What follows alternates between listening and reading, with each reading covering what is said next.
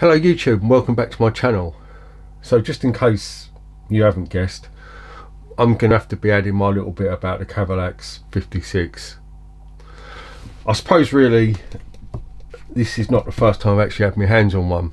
For those of you that have suffered my videos for a long time will know that I've had the honour, shall we say, of looking at a couple of these pre-production models first, and this is in no way sponsored by Cavalex, but again, as I may have said before, I think it's absolutely fantastic that Cavalex have actually allowed their models to go out pre-production out into what I'd call the real world, out onto the layouts, and actually played with and used, see how they perform. Any little bits and pieces that needed sorting was sorted. I couldn't imagine any of the big manufacturers doing that. But yeah, so marvellously well done to Cavalex, and let's hope they do the same thing with the Class 60s.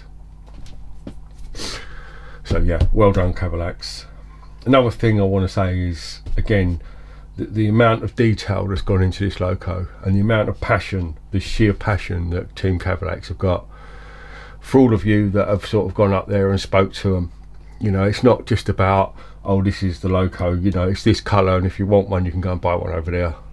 My experience of them is that within 5 minutes they're reminiscing about the good old days of seeing these things come trundling past them, and you know, they're really happy, and that really comes across in the model.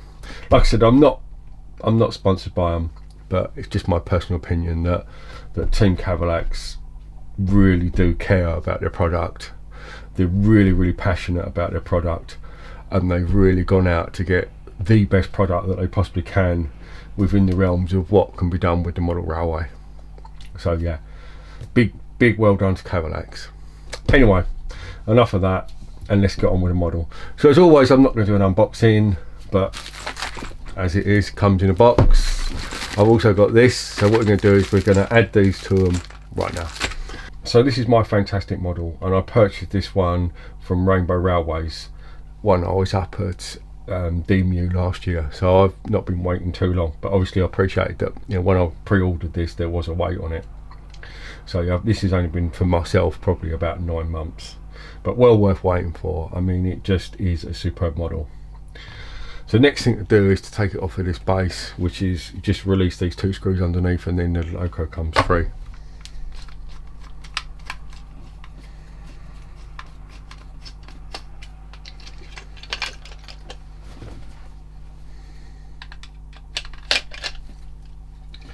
So those of you wondering what on earth this package was for, these locos come with either EM or P4 wheel sets as an upgrade. These were £20 as the P4 wheel set upgrades, and these are just dropped straight in. So pull the 0.0 ones out and you can put the 18.83 ones in. So that's what we're going to do next.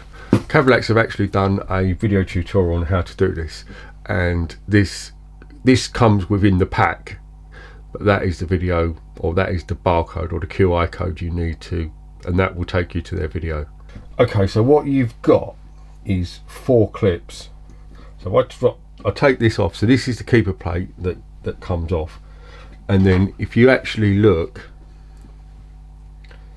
I don't know how well this is going to come out, but there's like 4 clips. You've got one there, one the opposite side, one there and one there. I hope that's coming out. So what you've got is you've got the 4 clips. I think you can just about see them. So you've got 1, 2, 3, 4, and they're right on the very ends. And then you just need to just get your a screwdriver in there, and or a little flat blade, tiny little bit of pressure, and they'll just pop off. It is really that simple. And then once that's off, you can then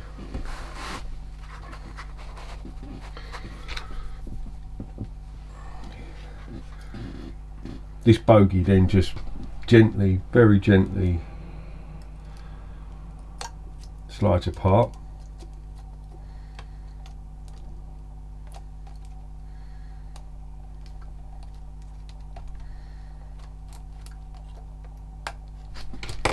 Just enough to get your clearances, and then that should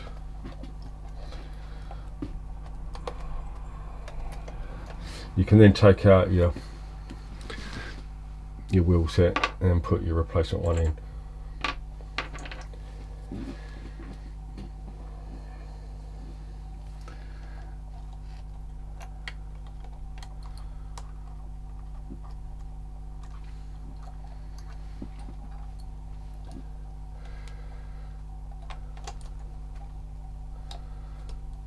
Remembering that the centre wheel is non-driven, so this allows some float motion on there to prevent pivoting on the centre wheel.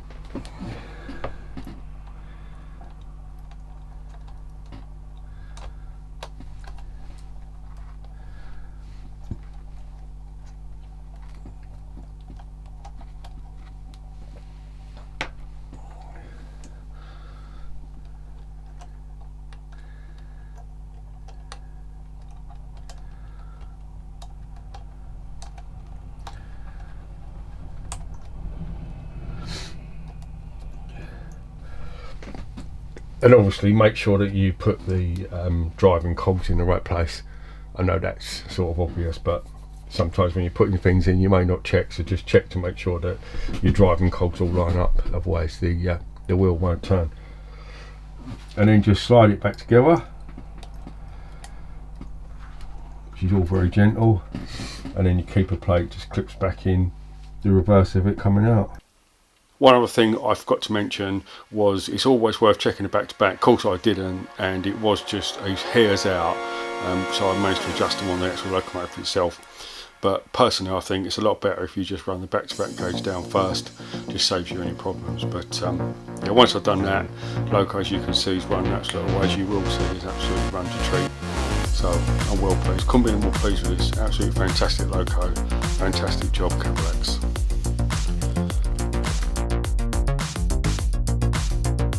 Helps when you got it in round the right way. So it's worth remembering that there's an orientation to this. That's why it wouldn't go in, because I didn't have it round the right way. So that's the P4 wheels fitted. So I suppose that only leaves one thing now, is to go along and see how it performs on the train set.